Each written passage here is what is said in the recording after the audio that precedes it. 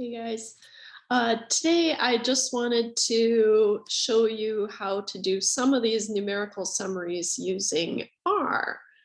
The easiest way to do it is probably to just use RStudio, and on our Moodle page I posted, and my apologies in advance because my internet has just been painful all day. And it took me forever to record a different video, so we'll see how this goes. Okay, so on our Moodle page, you'll see that there's a kind of a green file and a PDF, both called Numerical Summaries. Notice that there are no spaces, so then you kind of know, okay, that's going to be a Markdown file. So this green file is going to be how it's got a green band on it. That's how the Markdown files are going to show up. Okay, so and then the numerical summaries, the PDF version is just the RMD file that has been knitted to a PDF. So they are the same, and you will be able to generate the PDF from the RMD file, but I just wanted to show you both just so that you'll have them.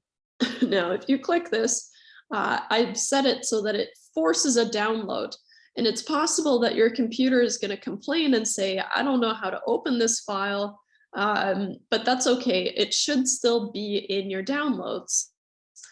And if you go to your downloads, my downloads are a mess probably, but if we go to my downloads, then I downloaded it twice. I have it there, numericalsummaries.rmd. Okay, so you should have something like that in your downloads with that name. Okay, and then because I downloaded it twice, it has the 2 there, but I encourage you to find the one that doesn't have the number, so the original download, because it's often easier to import. Okay, so what I would do is I would probably I've copied, and then I don't know, I like to work on my cloud desktop here, and you'll see that I've pasted my numericalsummaries.rmd, and then just for completeness sake, I have the PDF as well. Okay, so how do we bring this in? So I've written an RMD file and I want to share it with you guys so you don't have to type it all in, so that you can kind of follow along as you go. So if you go to RStudio Cloud, and it would be similar in the usual RStudio, but for us, let's just work in the cloud version. It just makes it easier if everyone's using the same one. But if you're having trouble with your own home version, or if you've installed it on your computer and you're having trouble, then just let me know and I'll get you set up. Okay, so I have my project set up here already, but what you would do is you would start a new project, a new RStudio project. And it's going to take a little while, and I probably should have paused it here. Can't remember how long it takes. Oh well. Ding, ding, ding, ding. Okay, so now I have this new project workspace, or yeah, project. I'm going to call this Numerical Summaries, just Summaries 2, or maybe I'll say video. Okay. There's a banner over the top of my screen, so I can't actually see what I'm typing there, but that looks good. I can see it on the side here, so that's why I'm glancing down, that's all. And sorry, I'm so sick, I don't know. I'll make it, but that way you'll feel bad for me if I don't do well, right? Okay, so what you want to do is from this this project, you're going to go to the upload, okay, because you want to upload that file that you ironically just downloaded. So you're going to download and then you're going to upload. And I know what you're thinking, Emily, isn't there an easier way to do this? There is. but I don't have the paid account, so we have to do it this way until I convince them that I am in fact an instructor and I should have a free account. But until then, we're doing it this way. Okay, so if you hit the upload button, okay, you could change the target directory. I'm just leaving it. And then what you're going to do is you're going to choose your file to upload. Okay, so remember where you stored that numerical summaries.rmd file, because that's the one that we're trying to upload. So you're going to choose file, and I think it just knows because this is where I grabbed it from before, but you're going to hit that RMD and then hit upload. And then okay. So notice here, there will be 4 quadrants, right? So in this top right-hand quadrant, we have the environment, and that's where our data sets are going to show up. And there are a couple of different options, and as you get more comfortable, you can click around there and see what's there. Okay, but for now, you can kind of leave it alone. In the top left is where our Markdown file will appear once I click it down here. Down bottom left is the actual R. So this is the brain that's doing everything that we are asking it to do, right? So this is the actual brain, and this is where the command line is. Okay, RStudio is just something to make it a little bit nicer to deal with. Okay, so before, when I was learning R, we didn't have RStudio, it didn't exist yet, and so we only had this R command line. So all we had for R was this quadrant here, and none of the other fancy stuff that shows you the data. For example, you just have to trust that it's there. Very confusing, but so I'm glad we have RStudio now. And then finally here in the bottom right-hand quadrant, we have our files. So this is where our files will be for the working directory that we're in, right? So right now we're working on numerical summaries, and that's where all the files for that are going to be. Okay, you can click through, there's going to be plots once we start generating plots. And then there's a couple of other tabs that you can click around with and play around with. But for now, I'll just leave it here. It doesn't matter which one it's on. Okay, so if I click numerical summaries, it should just open up. And we're going to work through that example that we did in class with the GDP data. So, but before we do that, I have to pause and blow my nose, and I'll be right back. Sorry, I suspect that's going to happen a couple more times. Okay, so to talk a little bit about, because that's not what I was going to say. I was going to say, I just want to talk a little bit about the anatomy of a Markdown file. Okay, so up here, kind of surrounded in the dash, dash, dash, I think they're dashes, that's called the YAML. I can't remember yet another Markdown language, I think is what YAML stands for. So what I'm saying when I say that, I'm going to type this in and I'm going to delete it later, is YAML, which stands for yet another Markdown language, I think. Something like that. Okay, so kind of funny. But the idea is Markdown is just the simplified markup language. That doesn't make sense to you probably, but it's kind of cute. And it's just a formatting language. Okay, so for example, when you tell Word to make a bullet list, for example, you're giving it a command. You don't see that command, but by clicking that button, you are telling it some command, right? Start a list. And then when you unclick that button, for example, you're telling it, okay, that's the end of that command. Okay, and so we can do the same thing, and what you'll find is once you've worked in some sort of markup or kind of typesetting language, you're going to find working in Word is so frustrating. It's insane because you just want to be able to program everything, and that is where you will end up, I promise, although you probably don't believe me right now. Okay, so we are using Markdown. So if you have a question about how to format your text in a specific way, then what you should be Googling is, how do I make a header, for example, in Markdown, right? And so the keyword would be Markdown, okay? I also noticed that there's some cheat sheets here, kind of cute. We can try it.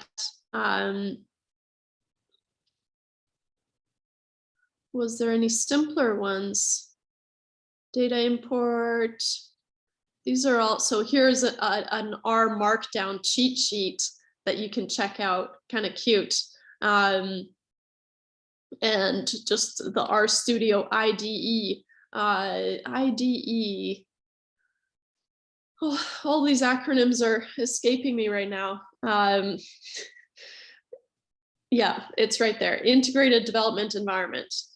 Yeah. Anyways, it's just a fancy storefront, basically. Okay, so if you need help with kind of Markdown, or just in general, how do I work in RStudio, then you can check out, well, you can ask me, but you can check out these cheat sheets, and there's lots here for you to check out. So kind of cool. How do I get back to my project? There. Okay, so a Markdown document has two components. Okay, what we're going to have is we're going to have anything in the white section of our Markdown file. And let me see if I can zoom in here. I can, nice. I decided to do it on my laptop today instead of the iPad, which means I won't write any notes around it, but at least I'll be able to type properly. So it was kind of a give and take situation. Okay, so this white section here is, I want you to think of it as your Word document. Okay, so that's where you're going to write about the graphs that you found, write about the numbers that you found, that you calculated, write about, you know, introduce the problem that you're solving. And so here, what I've done is we will first enter the data given in the example and store it in an object called GDP. Now, notice that I've used these backticks around GDP, and I'm going to knit it. So I'm going to hit this knit button, but I'm actually going to pause it because I think it's going to take a long time to do. So I'll start knitting here. And did it receive my request? I think so. Can't see. Oh, it is. Okay, well, I'm glad you stayed on the line. I didn't pause it yet. So whenever R asks you if you want to install any packages, just say yes. Just install, and any sort of prompt that it says, hey, I need this to get going, then just go ahead and install it. Okay, so I'm going to let it do that because I want to show you what putting things in the backticks does. Okay, and that's part of the reason why I give you the Markdown file as well as the PDF, because even if you're not able to generate the PDF, okay, so here, then you can check against the one that I posted, and then you can see what those commands did. Okay, so the backtick command is the one that we're looking at now. Okay, so my pop-up blocker. So I guess I'll just try again, and usually it works. It did. Okay, so notice how So here it takes whatever title I gave it in the YAML, right? And then here is the text. Sorry, it keeps highlighting everything. We will first enter the data given in the example and store it in an object called GDP. Notice how the font, let me zoom in here a little bit, maybe a lot. Notice how the font is slightly different. So often I'll use that backtick, because that's what happened when I put backticks around GDP, right? Is it changed the font slightly, and it changed the font to match sort of what it would look like down here. So what that does is it highlights that that's going to be the name of some data set, right? Or some object, okay? So what you could do is, instead of watching this video, you could just go ahead and read through these instructions, and they should be, you know, pretty readable to follow along with. I'm also giving you little tidbits as we go, such as the backticks and stuff like that. But I am just going to go through what I've typed up here. So nothing crazy if you prefer to just read through it, and if it makes sense, then that's great. Okay. But I'm going to go back to our RStudio to see here. How do I cross that out? Okay. So I'm going to be showing you in here, because this is the hard one to read, right? The PDF will be easy for you to read and probably reproduce, but this one maybe not so much. Okay, so the white section is your Word document, which makes your gray section basically the Excel file equivalent. Okay, and so this is where you're going to do your calculations. This is where you're going to generate your graphs. This is where you're going to bring in your data or import your data. And so for this little example, we have just a small data set, and there's no data file, but that's okay. We can enter the data. And so I wanted to show you how to do that because that will be valuable. Okay, so I'm going to call it GDP is what I've decided to call this data set. Okay, and so that's what this GDP is saying here. And what the arrow is saying, and you make that arrow just by the less than sign and then the, I don't know, minus, or yeah, I guess minus, or a dash, or I'm not actually sure what we call the character, but anyways, so you make this arrow, and you can use an equal sign instead of an arrow, but people will make fun of you. Especially if you're posting questions online and stuff, they will really make fun of you. I use equal signs sometimes because old habits die hard. And it didn't used to be such a big deal, but now it is. And so I know it's bad, but I still use them. So as long as you know it's bad, then you can use the equal signs if you want. I feel like one character or two. Right? Okay, so what I'm doing is I'm assigning this list of numbers, and we'll talk more about that. I'm assigning this list of numbers to an object called GDP. Okay, and so to make a list of numbers, we use this C and then in brackets, and that's when we give the list of numbers separated by commas. And so C is stands for concatenate, which is really just kind of string these things together and make me a list. Okay. So first of all, how can I create a new R code block? Okay, so if I'm here and I want to make a new R code block, the easiest way to do it, and you'll find shortcuts because they tell you what the shortcuts are, right? So for me, it's the Alt Command I for a shortcut for a new code chunk, but you could just hit this insert a new code chunk, and we are going to work in R, right? But you could work in any of these languages and it can handle it. So here's a blank R code chunk. okay? And so here's where you would type in your R code, okay? Notice it's a backtick, backtick, backtick, curly bracket R, and then it closes up in backticks. So as soon as you have kind of closed off that code chunk, that section becomes gray, and that's how you know that you've closed it off properly. So for example, if I delete one of the backticks, all of a sudden, it doesn't feel like the code chunk has closed off until this code chunk ends it, okay? So if you see something like this where it looks kind of like, oh, it's all complaining, then you've probably accidentally deleted one of your backticks. Now the backticks are on my keyboard top left, right underneath my escape button, I have a tilde with a backtick underneath it. Okay, so you might need to find that, but if you use the insert code chunk, then you're safe. Okay, so okay.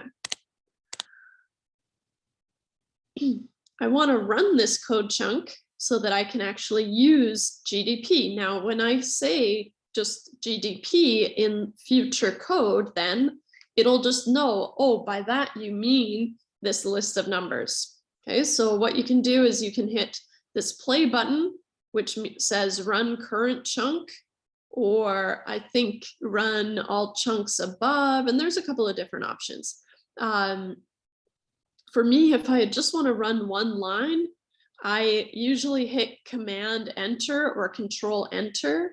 And then, so as long as your cursor is somewhere on the line that you want to run, and then hit Command Enter, then it'll run that code. But to be more visual, I'm going to hit this run code chunk because there's only one, or run current chunk. There's only one chunk. So to run. And so what I'm going to do is I'm going to hit this. And what that's going to do is it's going to transfer that bit of code down into the brain. Okay, so you're going to see it pop up here. So you don't have to copy and paste. That's crazy. Don't do that. And then once it's processed here, we're going to get bounced around here. Then GDP is going to show up here with all its attributes. Okay, so here we go. Buckle up. Ah, it did it. Right? So notice when I ran this code chunk, it didn't complain down here, so that's good. So it just went ahead and did it. I know it didn't complain because there's no red, nasty red, but also I know it's done because there's a fresh caret for me there. This here is called a caret. Okay? So now it's showing up here on the side in my environment, and it says I have something called GDP, and it's a list of 12 numbers. And here are some of those numbers. Okay, I know what they are because I told it what they would be. Okay, but now that we have this list of numbers here, there's a lot of things that we can do, right? We can calculate the mean and the standard deviation of these numbers with very little work at all. Okay. So here it says you should see GDP in the environment tab. So what that means is you should see GDP here. If you don't, something went wrong, right? Potentially, so a common mistake that I see is maybe you forgot to have this bracket here, right? Notice it starts complaining, and if you still try to run it, then it says, no, I don't know what you mean, sorry. And that's what you're gonna find here a lot, is that R, you have to be very, very particular with R. Every keystroke matters, right? So uppercase is different from lowercase. Spaces are spaces; those are characters as well. And it doesn't like spaces, so it likes spaces sometimes, and that's what's confusing. But in your object name here, you shouldn't have any spaces. You can use underscores or periods, I think. Yeah, I'm pretty sure. But anyways, play around with it, and as long as it's doing what you feel it should be doing, then you're probably safe. Okay, So next thing I want to do is maybe we want to visualize this numerical data with a histogram, right? We talked about for numerical data, we should be using a histogram, okay, to visualize it. There are others, but for now, let's focus on the histogram. Okay, so here I've introduced a comment. Now it gets confusing because often I'll say comment on the results, okay, which would be different from a code comment, okay? So commenting on the results would be here, you write your write-up about, oh, I see that it's approximately normal with center here and a spread of this, and so all your commenting should be done in the white section. Okay, and that's something that takes a while to learn, right? But if you if you knit to PDF and it just looks weird, then make sure you're not writing your comments as a comment in your code. Okay, so here, notice how it starts with this pound sign, and the pound sign does different things in Markdown versus our code. So in our code, it generates a comment. Okay, so use the pound sign or the hashtag, let's say, to write a comment that will not run as part of your code. Okay, so usually what you would do is you're trying to explain to your future self what your thought process was for generating this code. And you won't believe how many times I've left some code and I think, oh, well, this is so obvious. I'll never forget what I was doing here. And then I'll have to come back like a week later and I do not remember anything that I did, right? And so that's why we write comments to ourselves mostly, right? To kind of explain, okay, here, make a histogram. So visualize with, sorry, my keyboard is dying.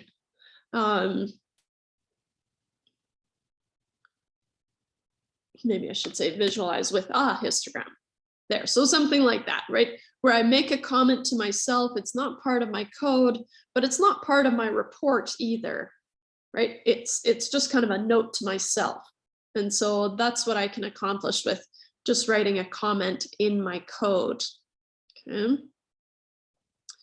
Oh, you'll also notice, very annoyingly, there is no spell check in Markdown.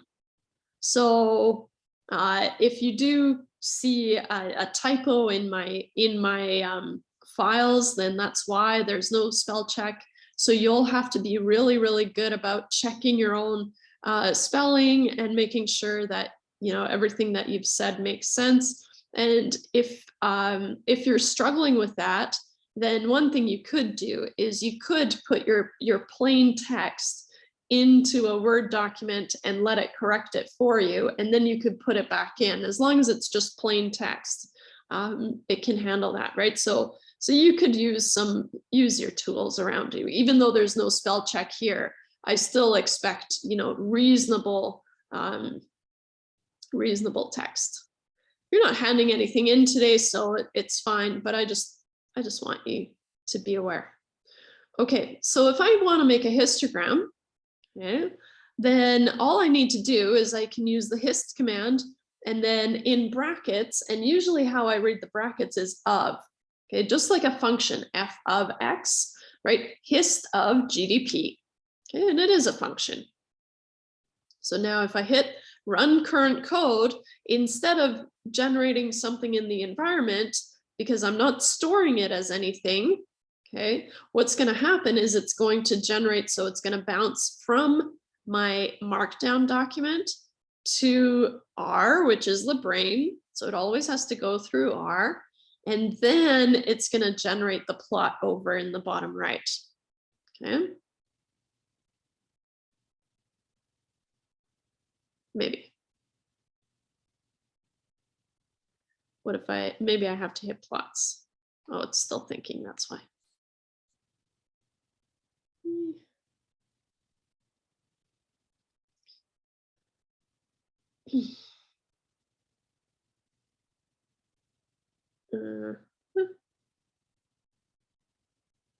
taking a while.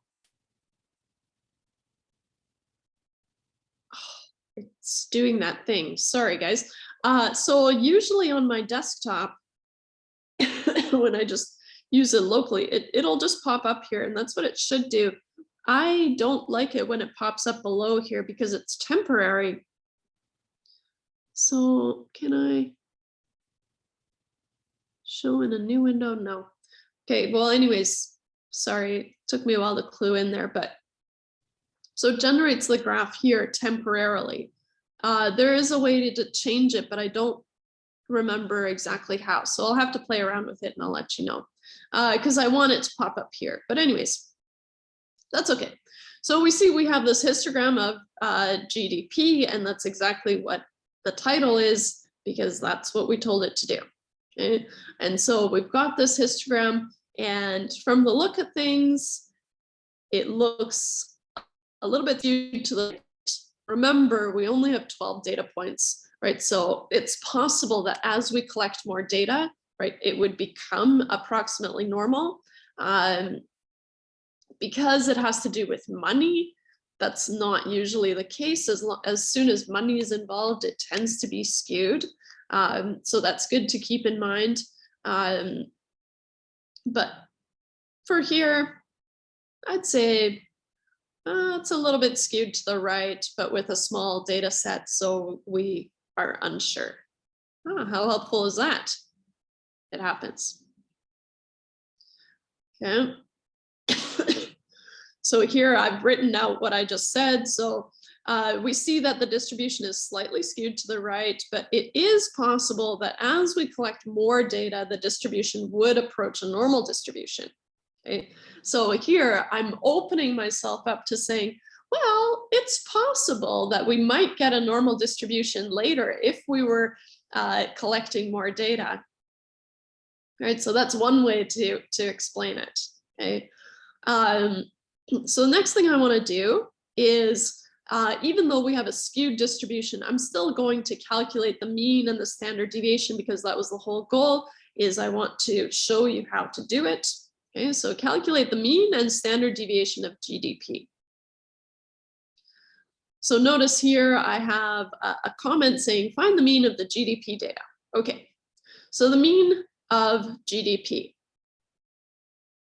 Now for this, I just want to run this one line for now. So now I'm going to use that shortcut that I mentioned, Command or Control Enter, which only brings the one line that I was on down into the brain, right, R. So we see that the mean is 5.10833. So what I want to do is I just want to show you how that shows up in your PDF. Okay. So notice when I said, okay, make a histogram, please, of GDP, it just introduces it inside the PDF document. And then, so here, this is where we're at, find the mean of the GDP data. So notice that even though this was all, so all this R code was all in one chunk, it's split up by the output. Okay, so it says the mean of GDP is 5.108333. Yeah, so I just want you to see that. So if it's a one-time thing and you just need the mean once, then that's fine. You can just use this mean of GDP and be done with it. Okay. If you're going to use the mean of GDP, so that 5.10833333 presumably keeps going, you're better off. So if you're going to use that multiple times, even more than once is sufficient, then it's worthwhile to store it in an object. So just like we stored GDP as a list of numbers, we can store anything we want. Okay. And so what I'm going to do is I'm going to pick a name. I called it AV GDP. So the average GDP, original, I know, is being assigned the mean of GDP. So now if I run this, nothing is generated down here in the output, right? But notice that it has the average GDP, and sure enough, there are more decimal places here, and it's being stored as that name. Yeah.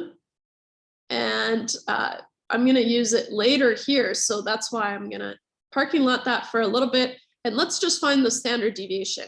So the standard deviation is the SD command, so the SD function of GDP. So I'm going to run that. It's producing the output here too, I guess, but whatever. I prefer to see it down here. That's just me. Okay, so one thing that I want to emphasize is that I have very, very few of these commands and functions memorized. Okay, so at least when you're beginning, you're going to feel like, oh, I have to memorize all this. That's insane. No, you don't.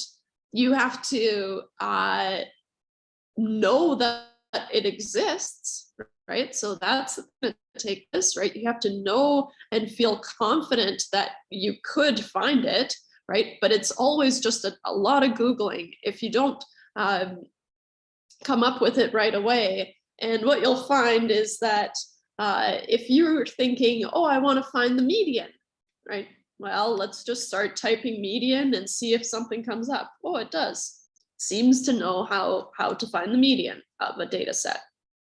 Surprise, surprise, right? So even if you didn't know the SD command, you could start typing kind of standard, generic, no, SD. Oh, doesn't want to do it because I already did it, I guess, or something. Either it's complaining. So a lot of these, if you kind of start typing, you have some idea of what the function might be called. Histogram, for example, it'll pop up with a lot of different options. Okay, and then you can pick the one that you want, which is very similar to Excel, right? Okay. So we can use the mean of the GDP. For example, we can use any number that we've generated, so whether it's the standard deviation or the average, but we can use these numbers in our regular calculations. So this is easier and cleaner if we do it using the avgdp, which is where we stored that number. Okay, so for example, if I want to divide it by 2, that might be a thing I want to do. So I'm going to run that here. If I divide the average GDP by 2, I get 2.554167. Now, if I wanted to reuse that, then I would have to assign it to something, probably. Or I could build around here, right? You could mushroom your commands out, but that's a little bit more advanced and not for us today. Okay? Well, I say that, and then I'm going to do it right here, but not too bad, right? So what you could do, so, oh, it seems to have deleted something. So alternatively, we could use the mean of GDP. I don't know why it didn't include that, but it gets clunky for larger calculations, right? So imagine you'd have to call your calculations explicitly, and they can get kind of large, right? So, but if we run this command, it should give us the same value, and it does, of course. So there's lots of ways that you can solve these problems, and I'm only showing you, 1 or 2 or potentially 3 ways, but then there's so many others, and you can Google your way to the answer, and that's part of the job. Okay. And so what if we want to think about the median or the quartiles? Confusingly, the quartiles are generated by the quantile command. I think there might be a quartile command somewhere, but in base R, which is what we're working in right now, kind of the core things that it already knows, there's the quantile command. that we use. But the nice part is that it gives us all 4 quantiles. And then we can find the interquartile range. Okay, so if I go ahead and I run this whole chunk, what's going to happen? It's going to take all 3 lines of code and it's going to transfer down into the brain, and it's going to run through those. Okay, so we're going to have 3 lines to look at. So here, this is where we left off, the mean of GDP divided by 2, okay? So then when I ran that code chunk, the median, quantile, and the interquartile range, then it generated that output one after another, okay? So we're told that the median is 4.65, which we can confirm using the quantile command, right? And the quantile, the 50th quantile or quartile, I guess, it's a quantile as well, is the same, 4.65. And we have a minimum, we have a maximum, and we have the first quartile and the third quartile. And we can do the quartile range using the IQR. Now, what I mentioned in class is that these values, right, the minimum and the maximum should be the same, but these values are not necessarily the same as what we found by hand, because R uses a more sophisticated weighting strategy than we do, whereas we just take the average. So unless all the points are kind of evenly spread around those 2 values, R will kind of sit back and say, oh no, but more values are this way, so I should be more towards this value than this value, right? So it has a more sophisticated strategy, but your values should be similar, okay? And I'll be specific. Usually for assignments, I'll only want you to do it by hand because they're very, very small data sets. Okay, so I'm assuming you're doing it by hand using the method that I taught you in class, the boop, boop, boop method. And then sure enough, the interquartile range, you could have found it by taking 5.6. So down here, you could use it just as a straight calculator here, 5.6 minus 4.05, enter, 1.55. That's exactly what the interquartile range is. Right? Okay. So here I have a note about that, and a more sophisticated weighting method.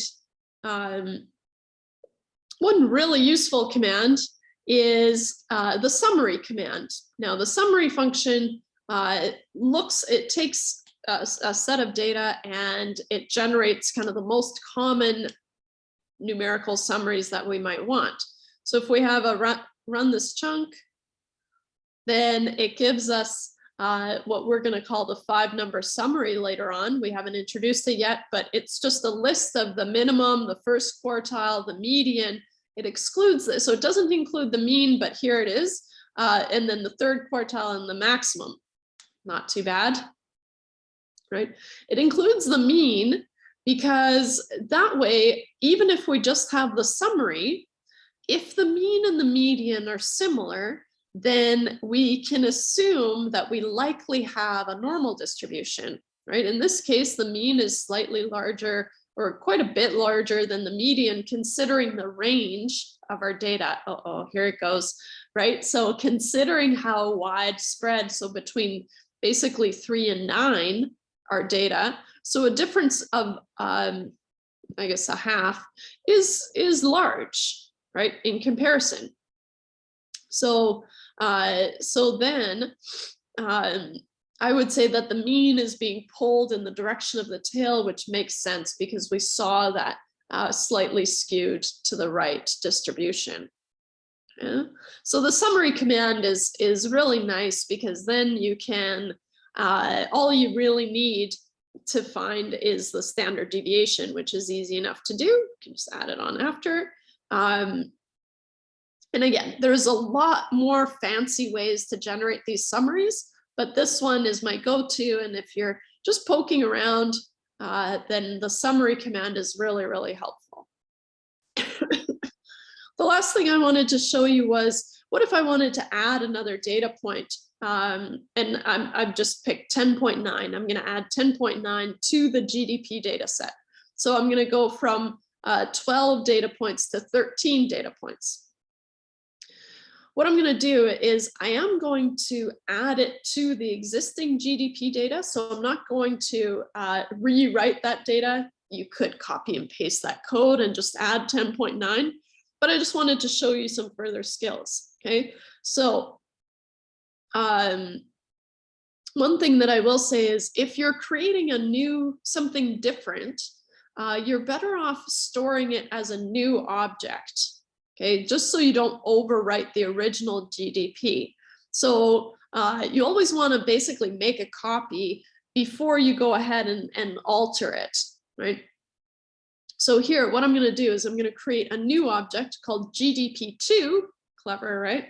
And I'm going to assign it to a list of first GDP and then comma 10.9. So what that does is it says, okay, well, GDP actually holds a list of numbers, and to that list of numbers, I want to add 10.9 to the list as well by creating a comma.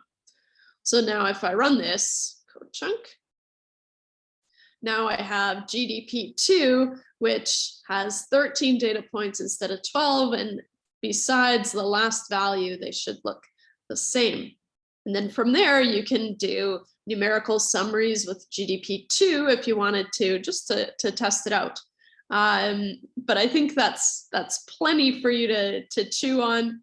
And I hope you have a good weekend. And I'll see you next week.